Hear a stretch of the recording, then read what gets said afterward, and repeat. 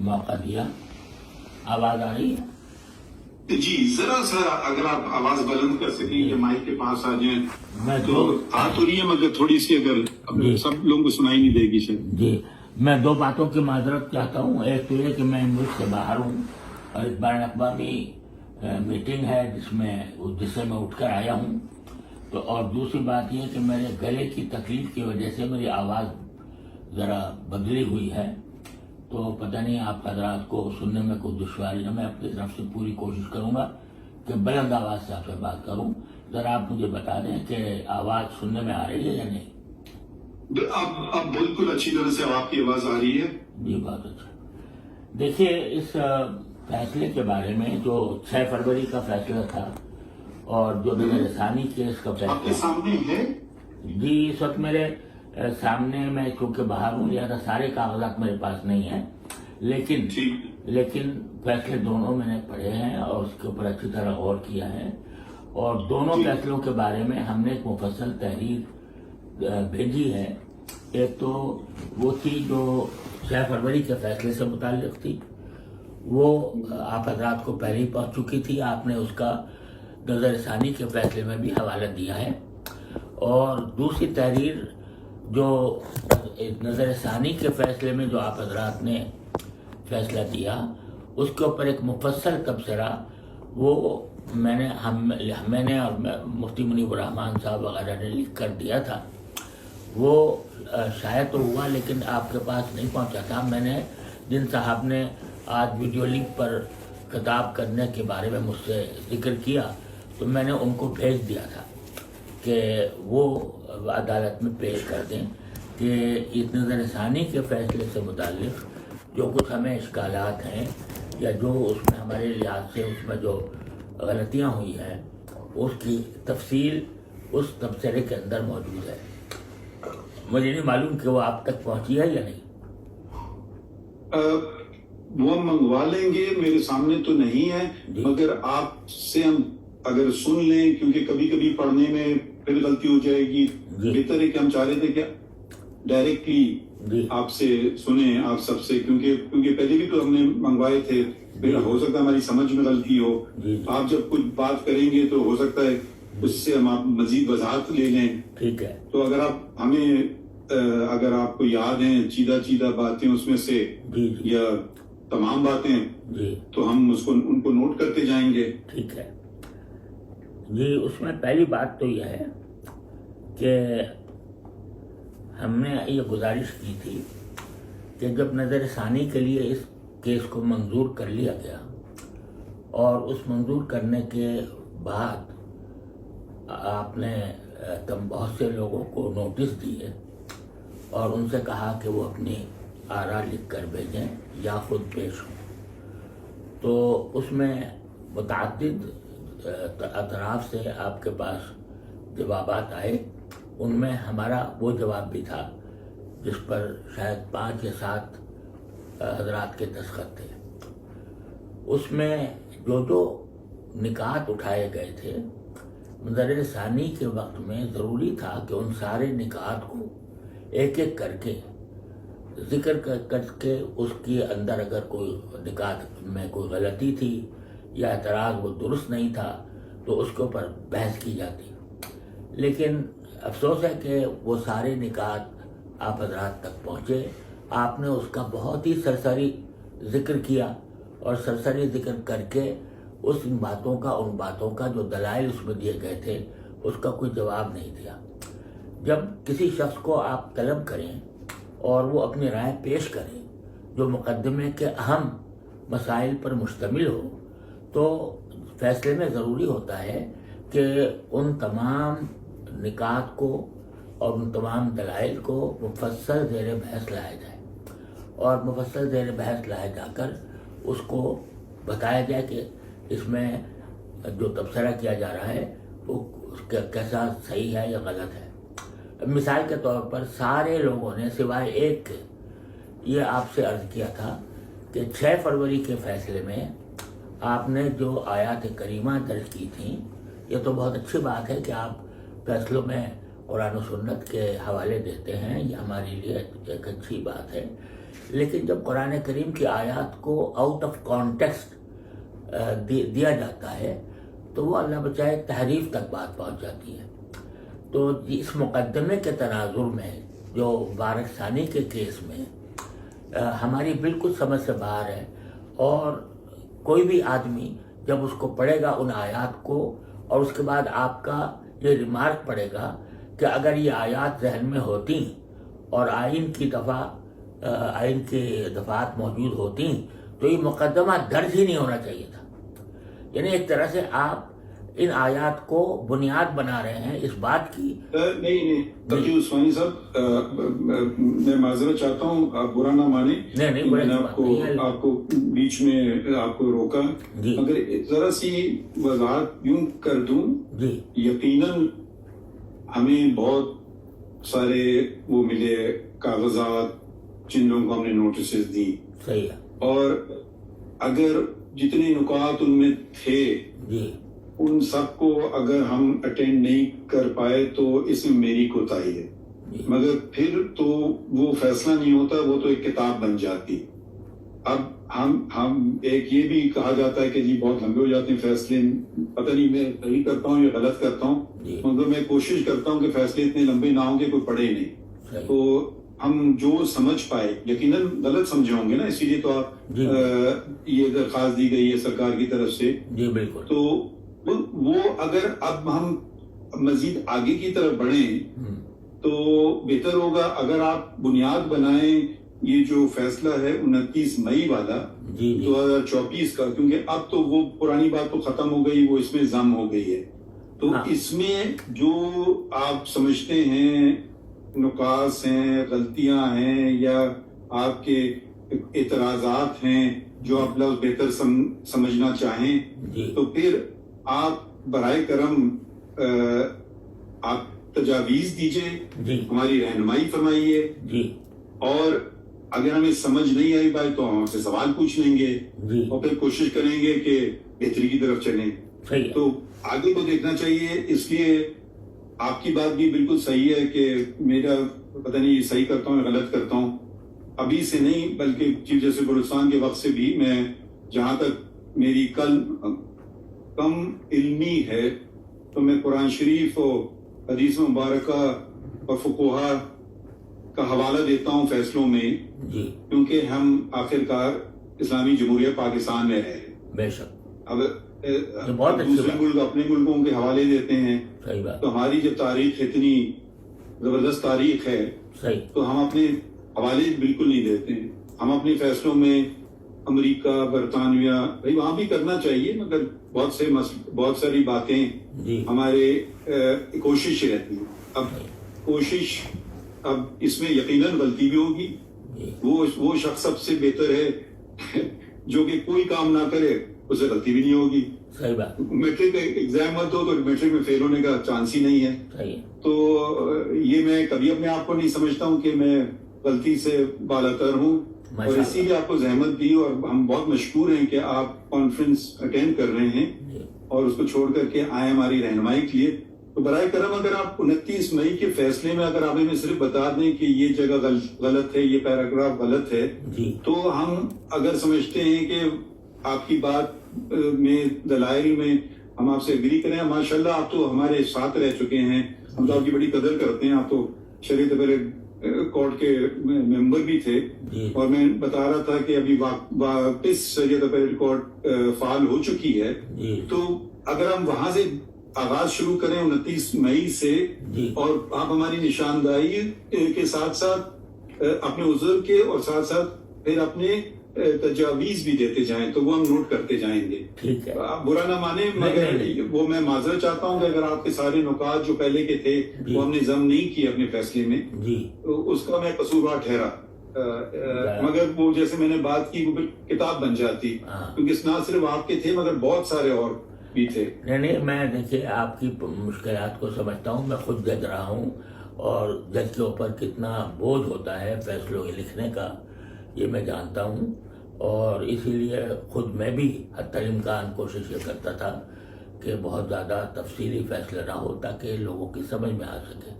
لیکن بعض مسائل ایسے ہوتے ہیں جن میں بہت لمبے لمبے فیصلے بھی لکھنے پڑ جاتے ہیں. جب معاملہ کوئی بہت حساس نوعیت کا ہو تو اس کو بہت لمبے فیصلے بھی لکھنے پڑتے ہیں. اب آپ نے جو نظر ثانی کا فیصلہ لکھا، اس میں جو پہلا حصہ ہے نا، یہ تو بڑا قابل استقبال ہے کہ آپ نے ختم نبوت کے دلائل دیے، لیکن اس کی ضرورت نہیں تھی. یہ ضرورت اس لیے نہیں تھی کہ یہ معاملہ مسلمہ ہے تمام مسلمانوں کے درمیان، آئین کی روح سے بھی، قوانین کی روح سے بھی. اس کے اوپر مزید دلائل کی ضرورت نہیں تھی. جتنا وقت آپ نے اس پر لگایا، اگر آپ ان نکات پر لگاتے تو شاید یہ شکایت پیدا نہ ہوتی.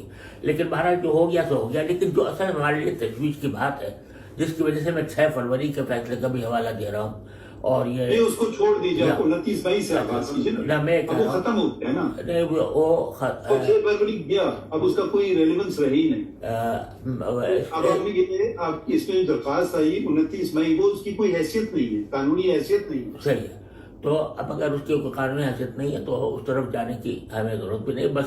بس مجھے اس کا خطرہ ہے کہ وہ اپنی جگہ انٹیکٹ رہے وہ فیصلہ. وہ میں واقعی وضاحت کر دوں، جب ریویو ہو جائے گا تو پھر وہ ختم ہو جاتا ہے. اچھا ٹھیک ہے. اب ہم اس کو بھول جاتے ہیں. ٹھیک ہے یہی بات کہیں.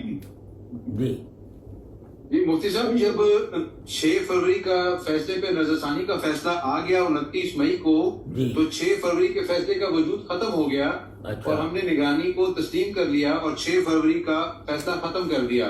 اب اس وقت جو فیلڈ میں ہیں آپ تو ماشاءاللہ جج بھائی اس بات کو سمجھیں گے. اب فیلڈ میں 29/5/2024 کا حکم ہے.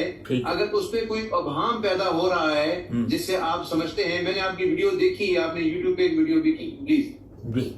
جی خیر دیکھیے، اب اسی پر ایسے نہیں ہوتا ہے مناسب، یہ اخلاق کی بات نہیں ہے. آپ تشریف رکھیے.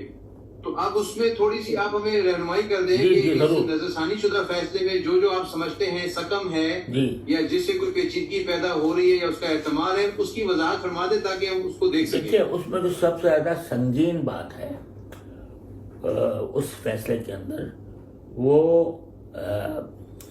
یہ بات ہے، صفحہ وہ پیراگراف میں آپ کو دیتا ہوں، پیراگراف 47 ہے شاید. میں 1 سیکنڈ میں آپ کو نکال کے دیتا ہوں. 45 کا حوالہ دیتے رہیں گے. دیکھیے، میں یہ سمجھتا ہوں کہ سب سے زیادہ سنگین بات جو ہے وہ پیراگراف 42. جی ہاں 42. پیراگراف نمبر 7 اور پیراگراف نمبر 42. جی پہلا والا کون سا بتایا؟ Paragraph number 7 paragraph number 7. جی آپ پہلے 7 پہ بتا لیں پھر 42 پہ بتا لیں. 7 میں وہاں آپ نے یہ فرمایا ہے کہ وہ احمدی اپنے ایک نجی ادارے میں تعلیم دے رہے تھے، جس سے آپ نے یہ ایزیوم کر لیا کہ یہ قادیانی لوگ جو ہیں وہ اپنے نجی ادارے بنا سکتے ہیں اور اس میں تعلیم و تبلیغ کر سکتے ہیں. اسی طرح نمبر 42 میں آپ نے باقاعدہ تبلیغ کا لفظ استعمال کر کے آپ نے فرمایا کہ یہ اگر اپنے مذہب کی تبلیغ کریں تو یہ ان کی ایک عجیب اصطلاح استعمال فرمائی آپ نے کہ ان کے گھر کی تنہائی میں شامل ہوگی. گھر کی تنہائی غالباً آپ نے ترجمہ کیا ہے ان کی پرائیویسی کا شاید. تو یہ اس میں تبلیغ کی آپ نے غیر مشروط ہدایت دی تھی. غیر مشروط کے ساتھ آپ نے ایک لفظ ضرور بڑھایا کہ قانون کے مطابق، لیکن آپ نے جو اس میں سب سے پہلی بات تو یہ 298C جو PPC کا 298C ہے، اس میں 2 لفظ الگ الگ بیان کیا ہے. ہم نے اپنے تحریر میں وہ بات واضح کی ہے، یعنی جو جس چیز سے قادیانی حضرات کو منع کیا گیا ہے وہ 2 حصوں میں منقسم ہے 298C میں. ایک حصہ ہے پریچر اور پروپیگیٹس، ایک تو یہ ہے. پھر آگے اور invites others to their faith. تو ظاہر ہے کہ قانون میں کوئی لفظ ریڈنڈنٹ نہیں ہوتا.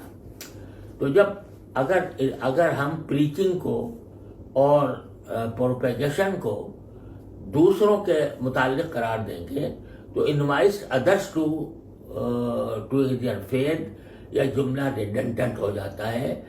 لہذا اس کا کوئی اور مطلب نہیں ہے کہ وہ اپنی کمیونٹی میں بھی اپنے آپ کو مسلمان ظاہر کر کے نہ تبلیغ کر سکتے ہیں نہ پریچنگ کر سکتے ہیں. 298C اگر آپ براہ کرم نکال لیں تو اس وقت میرے پاس مواد پورا موجود ہے. میرے سامنے ہے. جی میں پڑھ دوں آپ کے جی لیے؟ ضرور جی نہیں ضرور پڑھ دیں تو اچھا ہوگا. اچھا یہ میں پڑھ دیتا ہوں. جی یہ انگریزی میں تو انگریزی میں پڑھوں گا. ظاہر ہے انگریزی میں پڑھیں آپ. جی. Any person of the Qadiani group or the Lahori group who call themselves Ahmadis or by any other name, who directly or indirectly poses himself as a Muslim or calls or refers to his faith as Islam, or preaches or propagates his faith or invites others to accept his faith یہاں میں کیا by words ہاں ٹھیک ہے. یہاں میں preaches or propagates. میں آپ کا پوائنٹ سمجھ رہا ہوں. by words either spoken or written or by visible representations or in any manner whatsoever outrages the religious feelings of Muslims shall be punished with imprisonment for either description for a term which may extend to 3 years and shall also be liable to fine. جی میں بالکل 100% اتفاق کرتا ہوں. اب مطلب آپ کہہ رہے ہیں کہ یہ 2 پیراگراف یہ اس میں ابہام ظاہر کر رہے ہیں کہ یہ کہیں یہ 298C کے برعکس ہے. یہ آپ کا پوائنٹ ہے؟ جی بالکل یہ میرا پوائنٹ ہے کہ یہ صرف یعنی جو پیراگراف جو قابل اعتراض پیراگراف ہے 42 ہے نا. اگر یہ ہم ان کو وضاحت کرتے ہیں دیکھیے 42 ہے یا کچھ اور ہے ان کلیئر کلیش ود لا. یعنی یہ 298C کے بالکل مخالف ہے جو آپ نے پیراگراف 47 لکھا ہے. نہیں آپ کہہ رہے ہیں کہ 2 پیراگراف کو وہ ختم کر دیں یا کلیریفائی کر دیں؟ کیا آپ فرما رہے ہیں؟ یہ دیکھیے اگر بات کو مختصر کیا جائے تو میری گزارش یہ ہے کہ پیراگراف نمبر 7 یہ پورا حذف کیا جائے. ٹھیک ہے. اچھا پیراگراف 42 اس کو مکمل حذف کیا جائے. اور اس کے جو متعلقات ہیں یعنی بعض جگہ کئی جگہ اس چیز کا حوالہ آیا ہے وہ اگرچہ یعنی ضمناً آیا ہے لیکن اگر آپ اس کو حذف کر دیں گے تو امید ہے کہ وہ خود بخود ختم ہو جائیں گے. لیکن جو سب سے اہم چیز جو میں چاہتا ہوں آپ کی خدمت میں اس کی تجویز پیش کرتا ہوں وہ یہ ہے جناب. آپ مجھے شرمندہ نہ کریں. ہم آپ کی بڑی قدر کرتے ہیں. نہیں بہت شکریہ بہت شکریہ. آپ میرے بڑے ہیں بزرگ ہیں. بہت شکریہ. آپ بالکل بغیر جھجک کے ہمیں بتائیے. جی انسان غلطی کا پتلا ہے اور میں تو ماشاءاللہ آپ کا بتا دیں کہ یہ آپ نے بڑی اچھی بات کی. یہ 2 پیراگراف ہیں اور اس کے متعلقات جو باتیں آپ کہہ رہے ہیں آٹومیٹکلی ختم ہو جائیں. وہ ختم ہو جائیں. اب میں ذرا سا اور تھوڑا سا آگے بڑھتا ہوں. اور دیکھیے میں یہ چاہتا ہوں کہ جب دیکھیے آپ نے دیکھا کہ یہ مسئلہ کتنا حساس ہے اس کا اندازہ تو آپ کو ہوا ہوگا اور ساتھ ہی یہ بات بھی کہ ہمارے ایمان کی ایک بہت بڑا اہم عقیدہ ہے اور اس کے اوپر آپ نے دیکھا کہ کتنا بڑا فیصلہ آئین پاکستان نے کیا کس طرح اس کے وہ ترمیم دستور کے اندر کی گئی. تو اس میں ہم جب کوئی مسئلے میں الجھ گئے ہیں کہیں تو ہمیں محض ٹیکنیکلٹیز کی بنیاد پر بات کو بے دلی سے نہیں کرنا چاہیے بلکہ جب نظر ثانی کریں یا کسی غلطی کی کریکشن کریں تو کھلے دل کے ساتھ کریں. اور اس کے لیے میں کہتا ہوں کہ ان 2 پیراگراف کو حذف کرنے کے بعد ان کے متعلقات خود بخود حذف ہو جائیں گے. میں یہ چاہتا ہوں کہ 49C جو آخری جو آرڈر کے کلمات ہیں نا 49C جو ایک طرح سے آپ نے پورے فیصلے کا جو آرڈر نکالا ہے وہ ذرا برائے کرم اپنے سامنے رکھ لیں. جی جی رکھیے. 49C یا جی میں نے یہ ہاں 49 جی ہوا نا جی. جی فرمائیے. اچھا اسم کو میں نے اس کی جگہ ایک عبارت تجویز کی ہے. جی فرمائیے. وہ یہ کہ جہاں تک اس مسئلے کا تعلق ہے کہ پیش نظر مقدمے کے ملزم پر مجموعی تعزیرات پاکستان کی دفعہ 295B 295C 298B 298C کا اطلاق ہوتا ہے یا نہیں ضمانت کے اس مقدمے میں، جبکہ ملزم کا ٹرائل ابھی باقی ہے، ہم یہ مناسب نہیں سمجھتے کہ اس پر کوئی فیصلہ دیں، کیونکہ ٹرائل کورٹ میں ابھی مقدمہ چل رہا ہے. ٹرائل کورٹ کو چاہیے کہ ہمارے فیصلے مورخہ 6 فروری سے متاثر ہوئے بغیر مقدمے کی کارروائی جاری رکھے اور تمام حالات مقدمہ کو سامنے رکھتے ہوئے اس بات کا فیصلہ کرے کہ ملزم پر مذکورہ دفعات کے تحت جرم بنتا ہے یا نہیں. خالص میرٹ پہ اس کا فیصلہ کرے اور اس طرح نظر ثانی کے تمام درخواستیں جزوی طور پر منظور کی جاتی ہیں.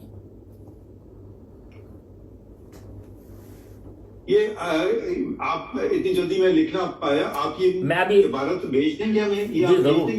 میں ابھی جو صاحب میرے رابطے میں ہیں میں ان کو بھیج دیتا ہوں. ٹھیک ہے. مزید کوئی بات؟ جی میں یہ چاہتا ہوں کہ میں گزارش یہ ہے کہ اس معاملے کو زیادہ لٹک جائے اور یعنی اس کی وجہ سے اضطراب انتشار یہ پیدا ہوا. آپ کی بڑی مہربانی ہے کہ آپ نے متعلقہ حضرات کو بلایا، ان کو سنا اور اس کے بعد آپ نے فیصلہ کیا. اب یہ آخری بار ہو رہا ہے، تو اس آخری بار میں براہ کرم جتنے اشکالات پیدا ہوئے ہیں، اشکال کیا پیدا ہوا میں آپ کے سامنے رکھ دیتا ہوں.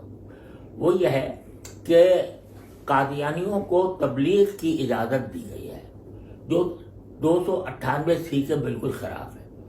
اور دوسری بات یہ ہے کہ آپ نے جو اپنے فیصلے میں قومی اسمبلی کے اندر جو تقریریں ہوئی تھیں اس وقت، اور اس میں یہ کہا گیا تھا، میں اس پہلو کو ذرا تھوڑی وضاحت سے عرض کرنا چاہتا ہوں اگر آپ اجازت دیں تو. نہیں اجازت ہے. اچھا تو وہ یہ ہے کہ اس اسمبلی کی میں جو تقریریں ہوئی تھیں اس میں یہ ضرور کہا گیا تھا کہ ہم ان کو ایک غیر مسلم اقلیت قرار دے کر غیر مسلم اقلیت کے کو حقوق دیں گے. یہ بات جو تھی نا یہ پاکستان اسلام کی تاریخ کے تمام کیسز کے بالکل برعکس تھی. یعنی آپ نبی کریم صلی اللہ علیہ وسلم کے زمانے سے یہاں میں ذرا آپ کو برا نہ مانیے، کیونکہ پارلیمان میں کیا ہوا اب وہ تو ریکارڈ کا حصہ ہے نا. میں پارلیمان کو تو کوئی حکم نہیں دے سکتا ہوں کہ آپ یہ کریں یا وہ کریں. نہیں میں بالکل نہیں میں ایسا بالکل نہیں. پارلیمان میں جو کہا گیا وہ غلط ہے. نہیں میرا کام نہیں ہے، ہمارا کام نہیں ہے. نہیں بالکل ٹھیک ہے. میں اور بات کرنا چاہ رہا ہوں، ذرا پوری کر دوں آپ اس کے بعد پھر میں غلط سمجھا. جی معاف کیجیے. یعنی پوری اسلامی تاریخ میں کوئی ایک مثال بھی ایسی نہیں ملتی کہ کوئی نبوت کا جھوٹا مدعی پیدا ہوا ہو اور اس کے متبعین کی ایک جماعت ہوئی ہو اور اس کو دارالاسلام میں ذمی یا غیر مسلم اقلیت قرار دیا گیا ہو، بلکہ ان کے خلاف باقاعدہ جنگ ہوئی. آپ مجھ سے زیادہ بہتر جانتے ہوں گے، آپ نے تاریخ پڑھی ہے. مسیلمہ کذاب کے ساتھ کیا ہوا، طلحہ بن خویلد کے ساتھ کیا ہوا، بعد میں جتنے جھوٹے مدعی یعنی نبوت پیدا ہوئے ان کے ساتھ. یہ تقی عثمانی صاحب آپ کی میں بہت عزت کرتا ہوں، اگر ہم فیصلے پہ رہیں باتیں اس میں یہ نہیں کہہ رہا ہوں کہ اس میں آپ کی سے میں ڈس ایگری کر رہا ہوں، مگر فیصلے میں ہم نے تو ایسی کوئی آپ نے جو باتیں کی وہ نشاندہی کی وہ میں نے نوٹ کر لی. اب میں زیادہ اس ڈیبیٹ کو بڑھانا نہیں چاہتا ہوں کیونکہ اب پارلیمان میں جو کچھ ہوا میرے لیے ایک عدالت میں تنقید کرنا، میں اداروں کی عزت کرتا ہوں. آپ کی جگہ میں تنقید نہیں کر رہا، ہم ایکسپیکٹ کرتے ہیں وہ تھوڑی ہماری بھی عزت کر لیں، ہم ان کی تو پوری کریں گے. نہیں ہم پوری عزت کرتے ہیں، پارلیمنٹ کی بھی عدالت کی بھی. میری بات پوری ہو جائے تو شاید آپ کا اشکال دور ہو جائے. میں کہہ رہا ہوں اچھا۔ کہ تاریخ اسلام میں کہیں بھی کسی مدعی نبوت یا اس کے پیروکاروں کو ذمی کی اصطلاح کے طور پر یعنی غیر مسلم اقلیت کے طور پر مانا نہیں گیا، لیکن پاکستان واحد ملک ہے کہ اس میں یہ کہا گیا کہ چونکہ پاکستان یہ جنگ کے ذریعے نہیں حاصل کیا گیا بلکہ جمہوری طریقے پر اور انتخابات کے ذریعے حاصل کیا گیا ہے، لہذا ہم اس غیر مسلم اقلیتوں کے ساتھ بہتر سلوک کرنے کے پابند ہیں اپنے اس معاہدے کے تحت جس کے تحت ہمارا پاکستان بنا تھا۔ لہذا آپ دیکھیں گے کہ شروع سے جب سے قادیانیوں کے خلاف کوئی تحریک مسلمانوں کی شروع ہوئی ہے، چاہے وہ علماء کی طرف سے ہو یا کسی اور طرف سے ہو، اس میں یہ نہیں کہا گیا کہ شریعت کا اصل حکم ان پر نافذ کیا جائے، یہ زندیق ہے، بلکہ یہ کہا گیا کہ ہم ان کو غیر مسلم اقلیت تسلیم کرنے کو تیار ہیں۔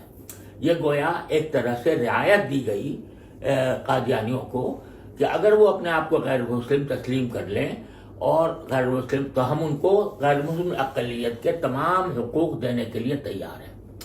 یہی باتیں پارلیمنٹ میں کہی گئی تھیں اور یہی باتیں بعد میں بھی دہرائی گئی ہیں۔ ہمیں اس پر تنقید نہیں کرنی ہے، ہمیں ان کو ماننا ہے کہ ہم غیر مسلم اقلیت ہم ان کو ماننے کو تیار ہیں، لیکن اس صورت میں جبکہ وہ خود اپنے آپ کو مانیں۔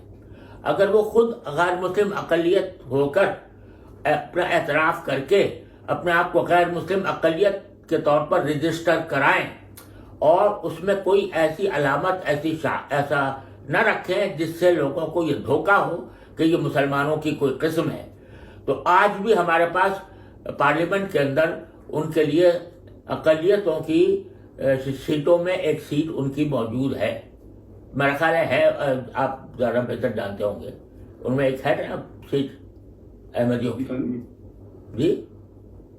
جی ہوتی تو تھی، میں بھی چیک کر کے بتاتا ہوں آپ کو۔ تو ایک سیٹ ان کے موجود ہے۔ اسی طرح سے اقلیتوں کا ایک بورڈ ہوتا ہے، اس کے اندر بھی ان کی سیٹ موجود ہے۔ اب وہ حضرات اپنا جو حق آئینی ہے کہ وہ ان کی ایک سیٹ اسمبلی میں ہے، ایک سیٹ ان کے اقلیتی بورڈ میں ہے، لیکن اس کو حاصل کرنے کے لیے ان کو یہ ماننا پڑے گا کہ جو ترمیم آئین کے اندر ہوئی ہے وہ درست ہوئی ہے اور ہم اس کو مانتے ہیں۔ ہم اپنے آپ کو غیر مسلم اٹارنی جنرل صاحب سے معاونت اس پوائنٹ پہ کر لوں جی، آپ فرمائیے کہ prior to the 17th amendment آپ اردو میں فرمائیے جی 17ویں ترمیم سے پہلے تو مخصوص کی گئی تھی اقلیتوں کے لیے ان کے مذہب کی بات کر لوں جی سر، یہ قادیانیوں کی بات کر جی تھی 2002 تک تھی، آخری اسمبلی جو 97 کی تھی اس میں تھی جی ایم ڈی او کے لیے ایک سیٹ ہوتی تھی۔ اب یہ ہے 2002 کے بعد سے اب وہ بس غیر مسلموں کے لیے ہے، اس میں یہ نہیں ہے کہ کس اقلیت کی کتنی ہوگی، اب وہ 10 سیٹیں ہیں، وہ کسی کی بھی ہو سکتی ہیں، اب وہ والی تفریق نہیں ہے، وہ پہلے تھی اب نہیں ہے۔ آپ نے سن لیے مفتی صاحب، آپ نے سنا؟ جی میں نے سنا۔ لیکن رہی ہے وہ ابھی انہوں نے کہا وہ پہلے اسپیسیفکلی تھی مگر 2002 کے بعد اسپیسیفکلی ختم ہو گئی ہے، اب وہ جیسے باقی غیر مسلموں میں وہ ضم ہو گئے۔ ٹھیک ہے، یہ ہے مگر بہرحال اگر وہ غیر مسلم نہیں بنائے پارلیمان ٹھیک ہے، بالکل ٹھیک ہے، لیکن اگر وہ اپنے آپ کو غیر مسلم کے طور پر رجسٹر کرا لے اب بھی، ٹھیک ہے، تو جو سیٹیں مخصوص کی گئی ہیں غیر مسلم اقلیتوں کے لیے، اگر وہ غیر مسلم اقلیت ہونا تسلیم کر دیتے ہیں، اپنے آپ کو رجسٹر کرا دیتے ہیں، تو پھر ان کی سیٹ ہو سکتی ہے وہاں پر، اب بھی ہو سکتی ہے، کیونکہ اس میں کسی کی تخصیص نہیں کی گئی، اس پہ تو کوئی دو رائے نہیں ہو سکتی۔ ٹھیک ہے نا، لیکن انہوں نے ایسا نہیں کیا، انہوں نے باوجود یہ ساری باتیں، ساری سہولیات، میں نے عرض کیا تھا اصل مطلب وہ تھا جو مسئلے میں کذاب کے ساتھ ہوا تھا، لیکن پاکستان چونکہ ایک معاہدے کے تحت بنا ہے، اس معاہدے کے تحت بننے کی وجہ سے علماء نے بھی اس بات کو یعنی سوال اٹھایا کہ ان کے خلاف جنگ کرو، ان کو مارو، بلکہ انہوں نے یہی کہا کہ ان کو غیر مسلم اقلیت قرار دے دو، اور غیر مسلم اقلیت قرار دے کر ان کو جو حقوق حاصل ہیں وہ دیے جائیں، اور اس کا مطلب یہ تھا کہ اپنے آپ کو غیر مسلم اقلیت تسلیم کریں، غیر مسلم اقلیت کے طور پر اپنے آپ کو رجسٹر کرائیں، رجسٹر کرا کے ان کو جو اقلیت، اور البتہ اس رجسٹر اس طرح کرائے کہ اس میں کوئی مسلمان کا یا کسی اسلام کے شاعر کا یا مسلمانوں کے کسی لفظ سے یا کسی لوگوں کو دھوکہ نہ دیں، بلکہ کوئی اپنا الگ نام رکھیں، الگ اس کی ان کی اصطلاحات ہوں، اور یہ تسلیم کریں کہ ہم غیر مسلم اقلیت ہیں۔ بلکہ ایک موقع پر جناب چیف جسٹس، میں نے ایک تجویز پیش کی تھی جب ایک مسئلہ آیا تھا کہ اقلیتی بورڈ شاید کوئی ادارہ ہے ہمارے ہاں، کسی وقت اس میں یہ خیال آیا تھا کہ کسی احمدی کو بھی اس میں شریک کیا جائے، قادیانی کو شروع کیا جائے، تو لوگوں نے اس کی مخالفت کی تھی۔ مخالفت اس لیے کی تھی کہ انہوں نے اپنے آپ کو تو غیر مسلم تسلیم کیا ہی نہیں، لہذا وہ اس سیٹ کے کیسے حقدار ہو سکتے ہیں۔ میں نے اس موقع پر ایک تجویز دی تھی، وہ اپنے دوستوں سے مشورہ کیے بغیر، لیکن میرے خیال میں وہ بڑی منصفانہ تجویز تھی، اور وہ یہ کہ حکومت یا آپ اس وقت چیف جسٹس کے طور پر جو ان کے سربراہ ہیں، مرزا اس وقت تیسرے خلیفہ ہیں یا چوتھے، ان کو آپ پیشکش کریں کہ ہمارے پاس اقلیتی سیٹیں موجود ہیں، اگر آپ اس سے فائدہ اٹھانا چاہیں تو براہ کرم اپنے آپ کو غیر مسلم اقلیت رجسٹر کرائیں، اور غیر مسلم اقلیت رجسٹر کرا کر آپ ان اقلیتوں کے حقوق کا فائدہ اٹھانے کی کوشش کریں۔ اگر وہ اپنے آپ کو صرف یہاں پاکستان میں نہیں، پورے عالمی بنیاد پر وہ اپنے آپ کو غیر مسلم اقلیت قرار دینے پر راضی ہو جاتے ہیں، تو وہ جتنے سارے حقوق غیر مسلموں کے آئین نے دیے ہیں یا بحث اقلیت ان کو حاصل ہوتے ہیں، وہ سارے حاصل ہوں گے، ہمیں اس پر کوئی اشکال نہیں ہوگا۔ لیکن اگر وہ یہ کہیں کہ نہیں صاحب، آپ نے تو فیصلہ ہی غلط کیا، آپ کا آئین غلط ہے، آپ نے ہمیں غیر مسلم قرار دیا تو ہم پر ظلم کیا، تو پھر اس صورت میں جب وہ اس کو نہیں مانیں گے تو آئین کی دی ہوئی وہ سہولتیں جو غیر مسلم اقلیتوں کے لیے ہیں، وہ اس سے کیسے فائدہ اٹھا سکتے ہیں؟ اور یہ بات ظہیر الدین بنام ریاست والے فیصلے میں بھی یہ بات کہی گئی ہے۔ لہذا میں سمجھ گیا آپ کی بات۔ میں ایک بات آپ کو ذرا بتا دوں، یہ آپ کو تو یقیناً پتا ہوگی، مگر آپ کے پاس کتاب نہیں ہے، آئین کی شق 260 کی ذیلی شق 3، وہ میں پڑھ دیتا ہوں۔ In the Constitution and all enactments and other legal instruments, unless there is anything repugnant in the subject or context. A. Muslim means a person who believes in the unity and oneness of Almighty Allah, in the absolute and unqualified finality of the prophethood of Muhammad, peace be upon him, the last of the prophets, and does not believe in or recognize as a prophet or religious reformer any person who claimed or claims to be a prophet in any sense of the word or of any description whatsoever after Muhammad, peace be upon him. And B. Non-Muslim means, یہ تو مسلم کی انہیں تعریف کر دی آئین نے، and non-Muslim means a person who is not a Muslim and includes a person belonging to the Christian, Hindu, Sikh, Buddhist or Parsi community, a person of the Qadiani group or the Lahori group who call themselves Ahmadis or by any other name, or a Baha'i, and a person belonging to any of the scheduled caste. تو آئین نے تو اس کی بالکل وضاحت کر دی ہے، اس میں تو کوئی دو ہماری رائے کیا ہے، یہ تو ہم سب پہ ہم پابند ہیں، کیونکہ ہم حالفی اٹھاتے ہیں آئین پہ، تو مطلب یہ تو مجھ پہ بھی یہ بالکل پابند کر دیا ہے سب کو، بالکل صحیح، نہ صرف کہ پوری ریاست کو، بالکل صحیح، شہری رہتے ہیں سب کو پابند کیا ہوا ہے، بالکل بالکل صحیح۔ تو اس کو وہ ابہام کی بات نہیں ہے، کیا ہے نہیں؟ دیکھیے میں نے پڑھے دو شکیں پڑھی، ہاں اس میں کوئی ابہام نہیں ہے، یہ آئین میں کوئی ابہام نہیں ہے، لیکن اس کی ایپلیکیشن اس معنی میں ہے کہ کون سی غیر مسلم اقلیت کو وہ حقوق حاصل ہوں گے۔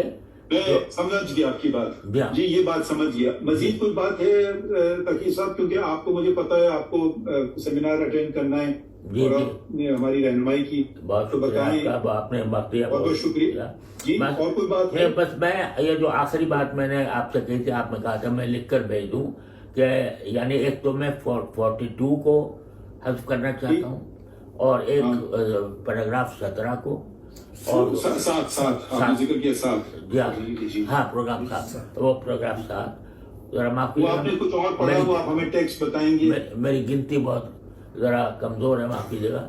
تو پیراگراف 7 اور پیراگراف 42 اس کو تو میں نے عرض کیا کہ مکمل حذف کیا جائے. اور ماشاءاللہ پوچھ سکتا ہوں کہ عمر کیا ہے یا نہیں پوچھ سکتا ہوں؟ نہیں ضرور پوچھیں. اجازت ہے. یہ اکتوبر آنے والا ہے, اس میں میری میلادی یعنی شمسی حساب سے میں 82 سال کا ہو جاؤں گا. اچھا چلے, میری بھی سالگرہ اکتوبر میں ہوتی ہے. اچھا ماشاءاللہ. تو آپ کو اللہ تعالیٰ مزید عمر کرے اور تندرست رکھے. آپ کی کتنی عمر ہے؟ رہنمائی کرتے رہیے گا. جی ہم تو حاضر ہیں جناب. ہم تو 17 سال یہاں رہے ہیں آپ کے سپریم کورٹ میں. اچھا بس ایک ذرا سا اگر میں یہ عدالت کے دروازے ہمیشہ کھلا ہی رہتے ہیں, کسی کو کوئی بھی بات ہے, اب دیکھیں درخواست دی ہم نے فوراً لگا دی, کوئی چھپائی نہیں کوئی دبائی نہیں, فوراً لگا دی. بہت اچھا. پہلے بھی آئی تھی درخواست. اب یہ ضرور آپ کہہ سکتے ہیں کہ فیصلے پر تنقید آپ کا حق ہے, نہ صرف حق ہے بلکہ میرے خیال میں تو آپ رہنمائی کرتے ہیں. مگر اگر عدالت میں آئیں گے یہ غلط ہو گیا اب دیکھ لیں گے اس میں غلطی ہے نہیں ہے, تو بہت بہت آپ کا شکریہ کہ آپ نے ہماری رہنمائی فرمائی. اگر کوئی اور بات نہیں ہے تو پھر میں دوسرے نہیں, بات کوئی اور نہیں ہے, بات کو اور نہیں ہے. جس صرف جو ہے میری اس وقت کی گزارش کا وہ پیراگراف 7 پروگرام 42 اور آخری 49 جی. ٹھیک ہے, وہ میں ٹیکس آپ بھیجیے گا, میں آپ کو بھیجتا ہوں. میں یعنی دیکھیے میں صرف یہ گزارش کرنا چاہتا ہوں کہ اب اگر آپ کوئی فیصلہ دیں نا تو وہ فیصلہ براہ کرم پورے دل سے دیجیے, اور اس میں کوئی ایسی چیز نہ رہنے دیجیے کہ جس کی وجہ سے یہ سمجھا جائے کہ یہ بے دلی سے بات کی گئی ہے. تو یہ کیا کی گئی کہ بے دلی سے بات کی گئی. آپ کھل کر دیں. اگر فرض کرو آپ جیسے نہیں, آپ ماشاءاللہ نہیں, میرا مطلب یہ ہے کہ آپ ماشاءاللہ آپ نے خود ظاہر کیا کہ آپ کو اپنی کسی غلطی سے اعتراف کرنے میں کوئی تعامل نہیں ہوتا. یہ اتنی اچھی صفت ہے کہ نہیں, میں تو پھر گناہگار ٹھہرا اگر میں یہ کہوں کہ جی بھائی غلطیاں, یہ تو آپ کا یہ آپ کے سب بات ہے. تو میں روزانہ یہی آپ سے کہہ رہا ہوں, یہ میری دعا رہتی ہے کہ اللہ تعالیٰ میرے کو اب نہ جاننے طور پہ ہم پتہ نہیں کتنی غلطیاں کر بیٹھتے ہوں. صحیح بات.